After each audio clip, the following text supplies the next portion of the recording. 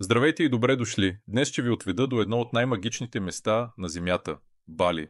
Ще разгледаме 7 невероятни дестинации, които не бива да пропускате, ако искате да усетите истинския дух на острова на боговете.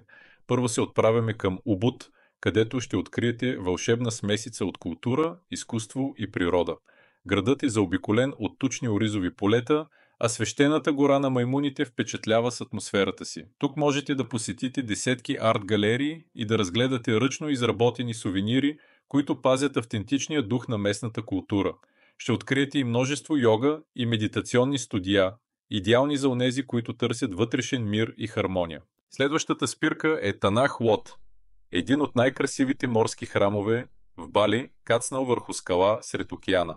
Силата на вълните, които се разбиват в подножието на храма, и оранжевото сияние на залеза създават незабравима гледка.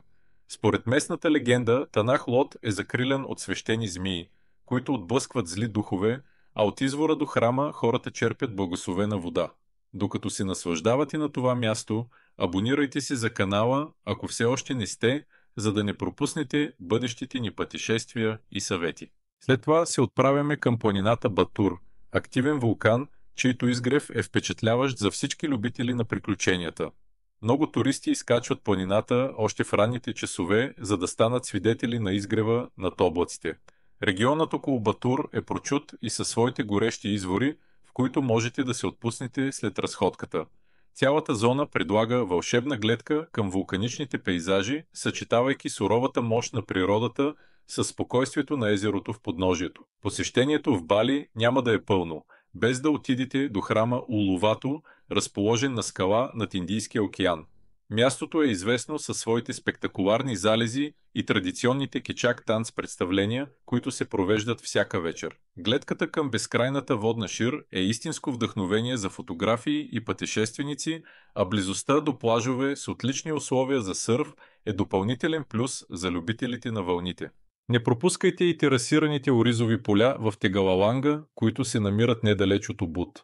Тук можете да се разходите сред тучните насаждения, за да усетите как местните фермери от поколения наред са отглеждали ориз по древната система Субак. Мястото е известно и за живописни люлки над долината, от които се откриват спиращи дъха панорами. Ако сте любители на екотуризма, това е една от най-подходящите дестинации, където да се докоснете до природата. За повече приключения се отправете към Нуса Пенида, красив остров недалеч от Бали, където ще намерите едни от най-зрелищните скални образования и кристално чиста вода, подходяща за гмуркане и шнорхелинг. Водният свят е богат на тропически риби и корали, а ако имате късмет, може да срещнете и величествените мантарай. Плажовете тук са по-диви и не толкова пренаселени, което прави Нуса Пенида истински рай за любителите на автентичната природа. И накрая, добър завършек на всяко пътуване в Бали е да се отбиете в Семиняк, район с модерни плажни клубове и заведения с превъзходна кухня. Тук можете да се отпуснете, докато наблюдавате сърфисти, изпробващи уменията си във вълните, или просто да се насладите на спокойствието с коктейл в ръка. Семиняк е мястото, където традиционният балийски чар среща съвременния лукс, създавайки уютна атмосфера, както за двойки, така и за семейства и приятели. Това бяха 7 от най-забележителните места, които да посетите в Бали, за да усетите истинското вълшебство на острова. Ако видеото ви е харесало, натиснете бутона за харесване и се абонирайте за канала, за да не пропускате нови вълнуващи дестинации и пътешествия. Благодаря ви, че бяхте с мен и до скоро!